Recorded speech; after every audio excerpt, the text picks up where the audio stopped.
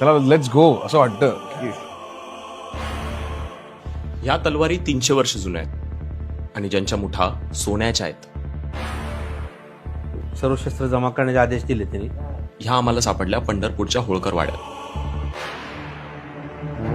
Board दिसते ना तुम्हाला साईडचा.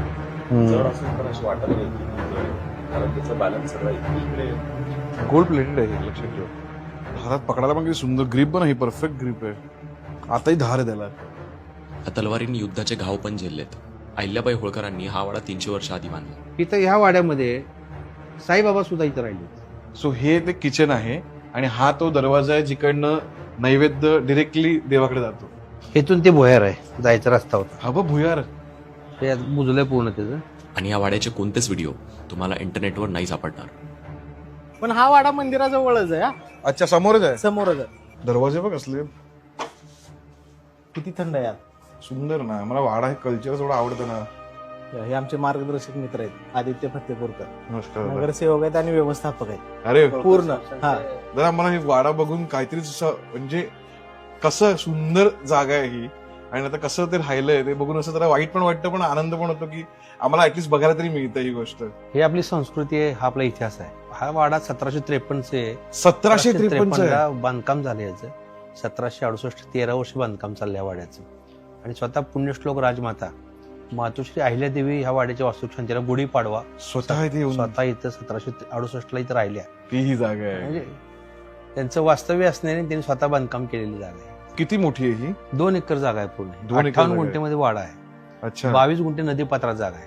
22 ओ आणि नदी ते जागा. नदीपात्रामध्ये 22 गुंठे जागा आहे.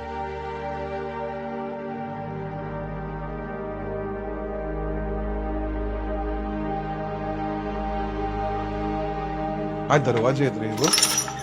हे दरवाजात नाही, सगळे भिंतीवर जायचे रस्ते. बघ ते जाळी जळमट आहे पण हे बघ.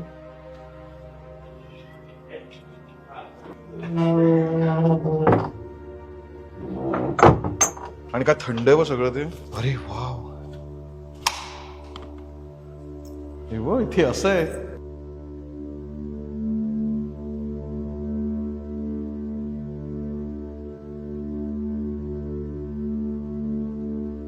वाड्याचा शिलालेख आहे तो इथे खाली लिहिला आहे. त्याच्यामध्ये उल्लेख तुकोजर होळकरांचा. तुकोजर होळकर इथे राहिले होते, तो त्यात लिहिलेला आहे. अहिल्यादेवीने जी सगळी मंदिरं बांधली ती सगळी महादेवाची.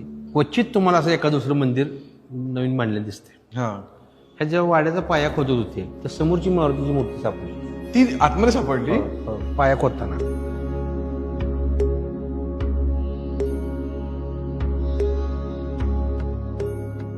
ही विठ्ठलाची मूर्ती आहे, ही मारुतीची मूर्ती. पाय तर अगदी साम्य बघा ना त्यात. अगदी कंबर आणि पाय तर अगदी काय? फक्त हात इथे आहेत, कमरेवरती नाही आहेत. हे दास मारुती म्हणायचं ह्या मारुतीला. ह्या मारुतीच्या हातात गदा शस्त्र डोंगर काही नाही. हा रामाची सेवा करायला मारुती, दास मारुती. दास मारुती. हा दास मारुतीचं सेवाचंच व्रत असल्यामुळं आणि विठ्ठल रूपी मारुती याला लक्षात ठेवा. इव्हन त्याचे कान पण बघा ना. तेच ना. हे बघा सगळं सेम आहे. ते आर्किओलॉजी डिपार्टमेंटचे लोक आले होते. ते म्हणजे 700 ते 800 वर्ष जुनी मूर्ती आहे ती. बरोबर. वाड्यापेक्षा जुनी मूर्ती आहे ती. ते काय म्हणले, वाडा ठीक आहे पण ती मूर्ती जापा. अरे वाड्यापेक्षा अनमोल ती मूर्ती आहे म्हणतात. त्यापूर्वी अहिल्यादेवीनी सदरची ही पिंड जी आहे ही गोकर्ण महाबळेश्वरवरनं राम प्रतिष्ठापन करून इथं आणली होती बसवायसाठी. 12 ज्योतिर्लिंग यावर कोरलेली आहेत. ही वालुकाश्मय दगड आहे. वालुकाश्मय दगड म्हणजे विठ्ठलाच्या मूर्तीचा जो दगड आहे. परंतु जेव्हा मारुतीची मूर्ती सापडली तर अहिल्यादेवींनी त्यांना पत्र लिहिलं की ज्याचा भक्त सापडला त्याच्या देवाची प्रतिष्ठापना करायची आहे तर त्या मूर्त्या मी पाठवून देते. राम लक्ष्मण सीतेच्या मूर्त्या त्यांनी बसवल्या. म्हणून ती आली म्हणून ही आली. खाली हा. लोक इतकी पंढरपूरला येतात, देवाचं दर्शन घेतात, पण सहज कोणीतरी इथे येऊन बघून जातं. 350 वर्षापूर्वी त्यांची संकल्पना होती की माझा वारकरी तर राहिला पाहिजे, त्याची सोय झाली पाहिजे. इथं त्याचं इथं अन्नदान होत होतं. म्हणजे 1971 सालापर्यंत हा. रोज 100 यात्रेकरूंचं जेवण होतं. 11 ब्राह्मणांना इथं ब्राह्मण भोज होता रोज. त्याचा अजूनही रेकॉर्ड्स माझ्याकडे उपलब्ध आहेत. त्या 150 वर्षापासूनचे कागद आहेत माझ्याकडे अवेलेबल आहेत. हे लाकडाचा सुद्धा इतिहास असा आहे. हे चंबळच्या खोऱ्यातून लाकूड आहे. तिथून हे लाकूड टाकलं गुजरातच्या समुद्रात आणलं. गुजरात समुद्रातून रत्नागिरीला आणलं. रत्नागिरीवरून हत्तीच्या पाठीवरती टाकून हे लाकूड इथं आणलेलं आहे. त्याचं बाजीराव पेशव्यांचं पत्र आहे, दुसऱ्या बाजीराव पेशव्यांचं. त्याला जकात आकारू नये म्हणून. इथं ह्या वाड्यामध्ये साईबाबा सुद्धा इथं राहिले होते. साईबाबा इथे राहून गेलेले. त्यांना विचार चंदू काकांना. साईबाबा इथं राहिलेत ना आपल्या इथं. आता 85 वर्षाचे चंदू काका आहेत. हे ब्रह्मचारी आहेत. नमस्कार दादा. हे रामाचे पूजा करतात आणि सगळं इथली वाड्याची देखरेख जी आहे सगळी हा. हे स्वतः चंदू काका बघतात. यांना धन्यवाद चंदू काका, तुम्ही इतक्या वर्ष करताय. ते चेंबर्स आहेत पाण्याचे सगळे. 250 वर्ष झाली अजून एकदाही चुकोप झालेला एकदाही चोकप नाही झालाय. आणि आमची मुंबई बघा कधीच नाही पाणी आलंय. एक थेंब पाणी येत नाही हो, पुढे वाड्यात. मार्किंग पण नाही पाण्याची की जमिनीत लागलंय. मी काय सांगतोय त्यावेळेस हायेस्ट लेवल कडून सगळं केलं होतं. ही नदीचा पूर भविष्यात येणार आहे, माझ्या वारकऱ्याला धोका होणे. जेव्हा अहिल्यादेवी इथं आल्या, ही वाडा काय मला भाविका दृष्टिकोनातून योग्य वाटत नाही, याची मला तपासणी करायची आहे म्हणलं. म्हणजे याची मजबूतीकरण कसं बघायचं. त्याने काय केलं, हत्ती आणला, हत्ती रॅम करून वर चढवला ह्या वाड्यावर. हत्ती? हो, आणि हत्ती नाचवला ह्या वाड्यावर. त्यामुळे याला होळकरांचा वाडा म्हणतात ना, तसं हत्तीचा वाडा सुद्धा म्हणतात. हत्ती नाचवले वाड्याच्या वरती? हो, त्याचं मजबूतीकरण बघायसाठी.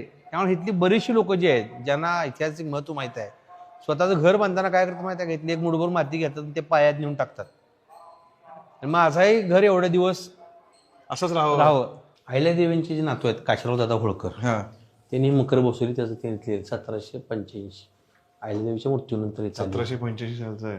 आणि अहिल्यादेवींचे नातू काशीराव होळकरांनी ही मूर्ती बसवली अहिल्यादेवींची. ह्याचं वैशिष्ट्य असं आहे, इथं गुढीपाडवा ते रामनवमी 9 दिवसाचा उत्सव असतो. इथं तुम्ही महालक्ष्मीला किरणोत्सव बघितला, हो हो हो हो, तसा इथं किरणोत्सव असं लाईट आतपर्यंत येते. बरोबर रामनवमीशी रामाच्या चेहऱ्याचे सूर्यकिरण असं उघडलेलं पहिलं सूर्यकिरण समोरचं वर्ण. अच्छा, तिकडनं येतं. हो, बंद करा सगळ्या सगळं सगळं बंद करा. ओ, आणि सुंदर लाईट पडते. कन्स्ट्रक्शन त्यावेळेस ते बरोबर. त्यावेळेसचे अक्षांश रेखांश बघून ती सगळी बांधणी केलेली आहे या मंदिराची. आणि इथं पाठीमागणं म्हणजे इथं दाखवतो स्वयंपाकखोली. आपण जिथं वर होतो तिथं स्वयंपाकखोली आहे. नैवेद्य झाला की रामाला पहिला इकडून सोहळ्यात नैवेद्य. अच्छा, सगळ्यांच्या मधून नाही पाठवून येणार किचन. तुम्हाला हे दिसणार सुद्धा नाही. हे दरवाजा आहे ना, हे बघ, जा तुझा. तुम्हाला दिसते वर साईडला दरवाजा आहे त्याचा. मागून किचन मध्ये डिरेक्टली किचन वर जायचं. परत अहिल्यादेवी वर राहिल्या होत्या. सो हे ते किचन आहे आणि हा तो दरवाजा आहे जिकडनं नैवेद्य डिरेक्टली देवाकडे जातो मागच्या बाजूने. काय ना, त्यावेळी आर्किटेक्टने विचार केलेला आहे. आणि इथून ह्या वाड्यातून जे भुयार आहे ते विठ्ठल मंदिरात निघतं. त्या अहिल्यादेवीची महिनाभर त्यांचं वास्तव्य होतं. ते मंदिरात जायचं दर्शनाला. कारण लिटरली त्यावेळीच्या तर सेलिब्रिटी असणार ना, मग त्या जर बाहेर निघाला तर किती गर्दी होईल. आता लोक कॅप आणि गॉगल घालून बाहेर पडतात, तेव्हा ते भुयारात जायचं. इथून ते भुयार आहे, जायचा रस्ता होता. हा बघ भुयार, ते बुजलंय पूर्ण त्याचं. असं हे चंदू काका आहेत ना, हे जात होते ना भुयार होतो. भुयारात जायचं. हो, ते हे चंदू काका आहेत ना आत्ताचे पुजारी. ते असं 6 फूट उंच आहे, 4 फूट रुंद आहे, म्हणजे पूर्ण दगडी बांधकाम आहे. म्हणजे महम्मद गझनी जेव्हा भारतात आले तेव्हा त्यांनी काय केलं, तर सगळी मंदिरे फोडायला सुरुवात केली. आणि त्यांनी सगळ्यात मोठं मंदिर जे फोडलं ते काशी विश्वेश्वराचं लिंग आहे. ती लिंग हातोड्याचा घाव घालून फोडलं. ती लिंग नसताना फक्त ब्राह्मण समाज त्याची पूजा करायची. त्याने अकबरांची परवानगी घेऊन ते लिंग बसवायचं ठरलं. त्यानंतर ते त्याने आणलं, ते लिंग बसवलं. ते एकतर माप घेऊन जायचे, ते लिंग बसवलं ते बारकवायचे किंवा मोठं व्हायचं. अहिल्यादेवींच्यासाठी जेव्हा त्यांची पालखी आली तेव्हाच ते सगळे फुलं वगैरे टाकत होते. अहिल्यादेवी आल्या, दर्शन आल्या, त्यांनी बघितले की हे लिंग कुठं आहे. तिथलंच एक लिंग अहिल्यादेवीने उचलून त्यावर ठेवलं, ते बसलेलं. हा इतिहास लोकांच्या समोर येणं गरजेचं आहे की अहिल्यादेवीने ते लिंग ठेवलं आणि तिथं बसलं, ते लिंग अहिल्यादेवीने ठेवलेलं. त्यावेळेस पूर्ण आशिया खंडातली लोक तिथं सगळे धर्मस्पर्शात भरली. त्यामध्ये अहिल्यादेवींना पुण्यश्लोकी पदवी बहाल करण्यात आली, लक्षात ठेवा. आणि त्याच काशीमध्ये त्यांचाच घाट आज डेव्हलपमेंटच्या नावाखाली. अत्यंत दुःखद गोष्ट. ये मणिकर्णिका तीर्थ जो चौतरा था, मणि थे जिसमें मंदिर वगैरह थे, इसको तोड़ा गया. विकास होना चाहिए लेकिन अपने पुराने धर्मों में समझौते हुए. काय झालं की घटना घडली. आमचे यशवंत होळकर महाराज तिथं प्रत्यक्ष बघायला गेले. ते जेव्हा तो तोडायला घेत होते, तोडून सांगितलं पण नव्हतं. कोणालाही कामाला कळलं नाही. काय म्हणता? हो, हे रात्रीतनं सगळं उद्ध्वस्त केलं तिथं. जेव्हा सकाळी ही बातमी पसरली तेव्हाच यशवंत होळकर महाराज आमचे ट्रस्टचे ब्रिगेडियर रणजित डेडवाल सर तिथं बघायला गेले. तिथे प्रत्यक्ष बघितलं, पूर्ण उद्ध्वस्त करून ठेवला होता घाट. मूर्त्या, अहिल्यादेवींची मूर्ती आहे तिथं, गंगे मातेची मूर्ती आहे. आणि ते मी जाऊन आलोय बऱ्याच वेळा तिथं. आमच्या होळकरांचा वाडा पण आहे काशीमध्ये. हो, आणि म्हणजे की कुठं चाललंय ह्या गोष्टी. तेच ना. मला अनेक लोकांचे फोन आले की म्हणजे आता फोडल्यानंतर काय करणार म्हणून सांगा. हो, त्याच्या- फोडून झालं आता काय करणार त्याला.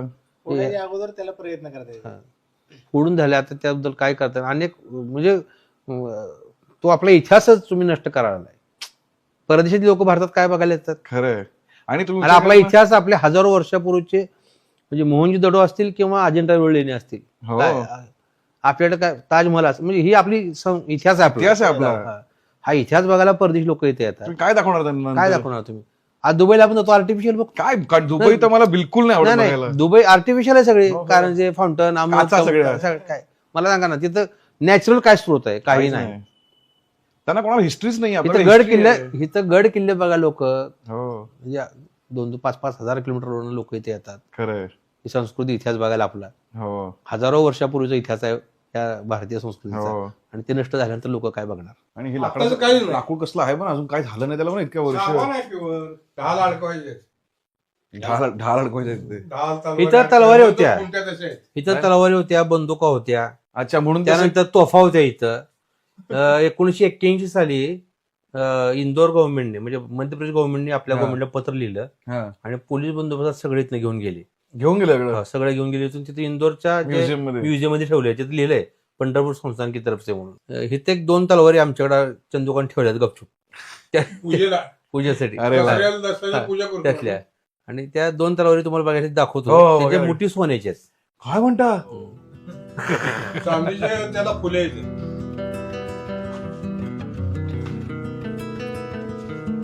अरे बापरे. हा जर गोळा म्हणजे डोक्यात जरी पडला ना माणूस मेला. हे बघ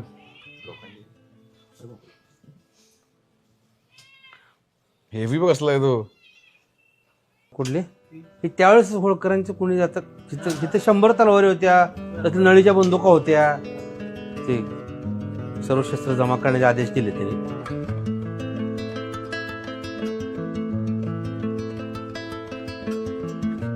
चांदीचे फुले येते. या ती सोन्याचं आहे ते त्यांनी सांगितलं. ते मधलं बोर्ड दिसतंय ना तुम्हाला साईडचं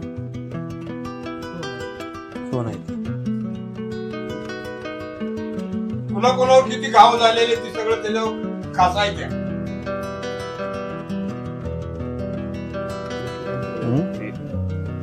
तलवारीचं वजन बॅलन्स आहे ना.